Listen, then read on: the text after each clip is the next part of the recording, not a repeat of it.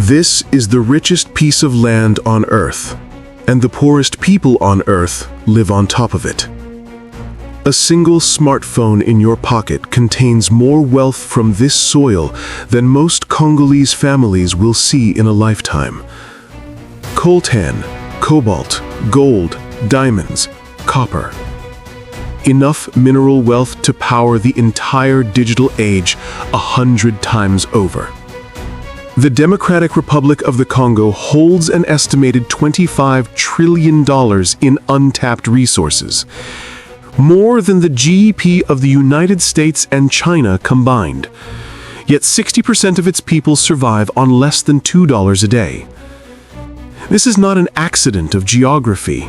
This is engineered chaos, the curse of abundance. Archival footage, 1890s Belgian Congo. King Leopold II's private postcards of severed hands. It began with a lie.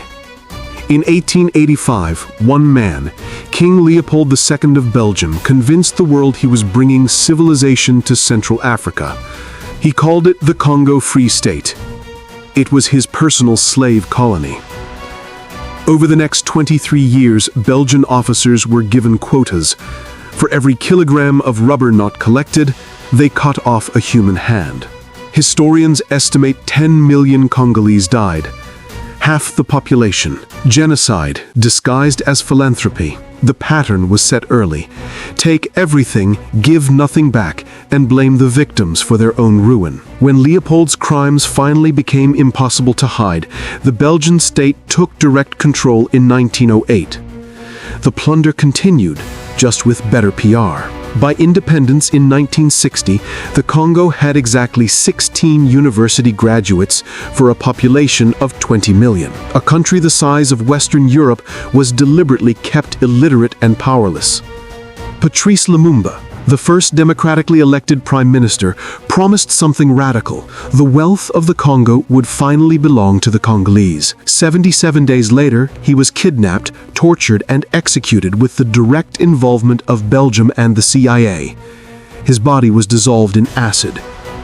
The message was clear: anyone who tries to nationalize the mines will disappear. Fast forward 30 years, the world discovers a mineral most people have never heard of, coltan. 80% of global reserves lie here. Refine it, and you get tantalum, the key ingredient in the capacitors that make every smartphone, PlayStation, and missile guidance system work.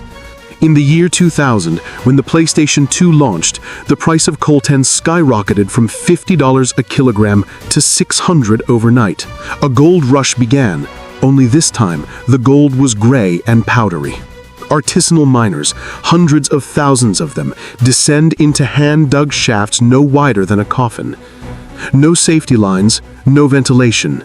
Tunnels collapse weakly. The lucky ones die quickly. The rest dig for pennies while armed groups tax every sack. Those armed groups are not random bandits. They are extensions of neighboring states, multinational corporations, and local warlords who discovered the most profitable business model on Earth: controlled anarchy. Between 1996 and 2003, two wars, euphemistically called the First and Second Congo Wars, killed an estimated 5.4 million people.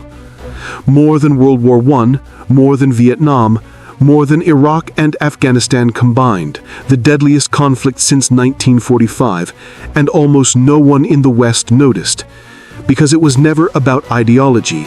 It was about who controls the minds. Rwanda and Uganda, both praised by Western donors as model African democracies, invaded twice, extracting billions in minerals while their armies were officially peacekeeping. A 2002 UN report accused 85 Western and Asian companies of violating OECD ethics guidelines. Almost none faced consequences. 70% of world supply from DRC. Child labor in cobalt mines, 40,000 children. UNICEF. Average wage $1 to $2 per day. Tesla Gigafactory needs 28,000 tons of cobalt per year. Today, the war has mutated. It's quieter, more profitable. Cobalt, essential for the batteries in every electric car and iPhone, has replaced coltan as the new blood mineral.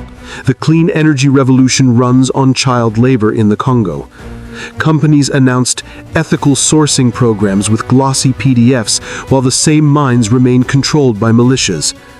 Blockchain traceability schemes are rolled out with fanfare, then quietly abandoned when they actually start working.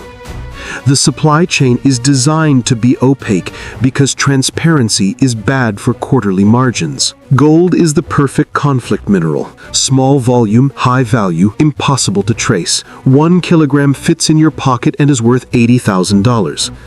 The Enough Project estimates that armed groups make $400 million a year from gold alone. That money buys more guns, which seize more mines, which dig more gold. A perfect perpetual motion machine of violence. 8 million people displaced. 1 in 4 child dead before age 5. Rape used systematically as a weapon of war. Doctors in Panzi Hospital treat 400 survivors a month. And still the world looks away because the suffering is downstream, out of sight, baked into the cost of progress. Every major tech company claims they are working towards responsible sourcing. They have been working towards it for 25 years. The Dodd-Frank Act in the United States required companies to disclose conflict minerals in 2010. In 2025, the Trump administration tried to repeal the rule, calling it burdensome. The bloodshed continues off balance sheet. Here's the uncomfortable truth no one wants to say out loud. The entire global economy needs the Congo to stay broken. If the DRC ever achieved peace, functioning institutions, and fair taxation of its own resources, the price of cobalt would triple overnight. Electric cars would become unaffordable for the middle class. Smartphones would cost $2,000. The entire green transition would stall. Chaos is not a bug, it is the business model. We tell ourselves we are building a better future, but the foundation of that future is poured in the blood of children we will never meet.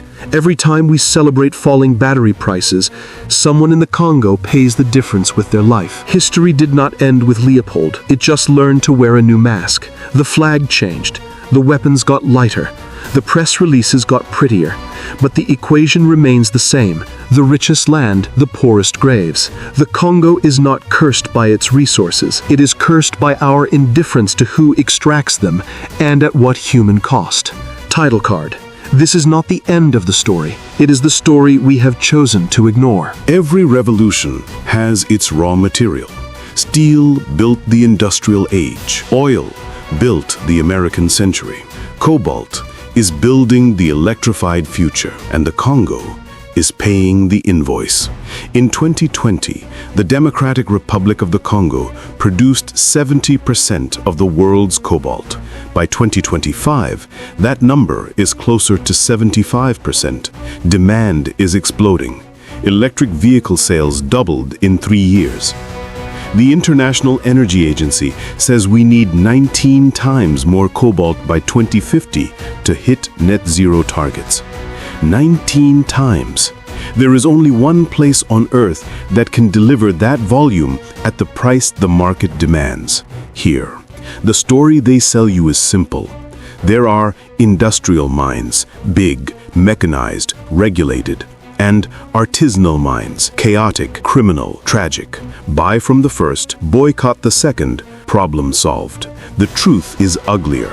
The same trading houses, Trafigura, Glencore, Eurasian Resources Group, buy both streams and blend them in smelters thousands of kilometers away. Origin becomes a footnote.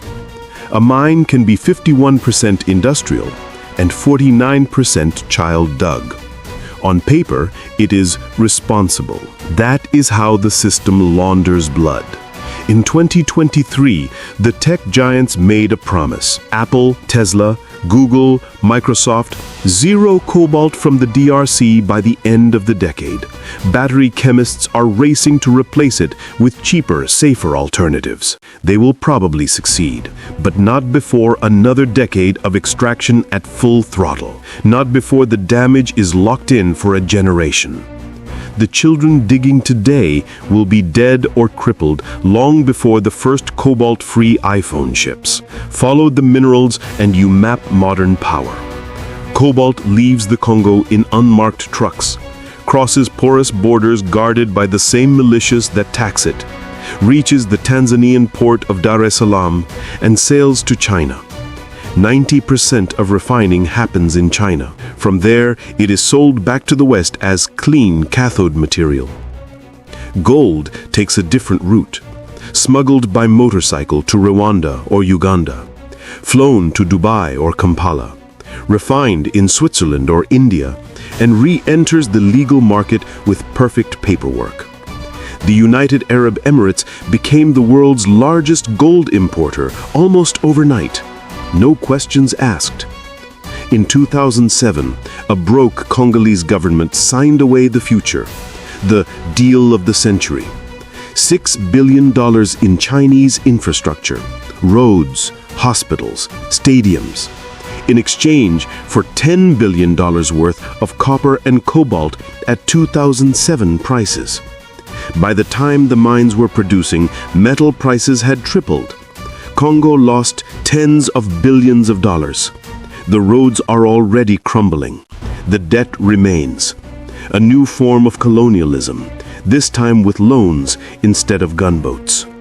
In 2023, President Tshisekedi stood before the world and said the words no one wanted to hear. We are tired of being the world's sacrifice zone. He announced he would review every mining contract signed under his predecessor.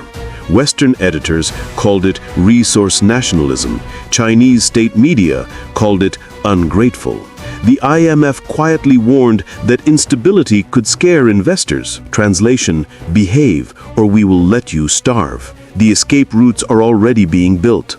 Morocco, Indonesia, Argentina, countries with cobalt or lithium and functioning states, are courting the same car makers and tech giants with one irresistible offer.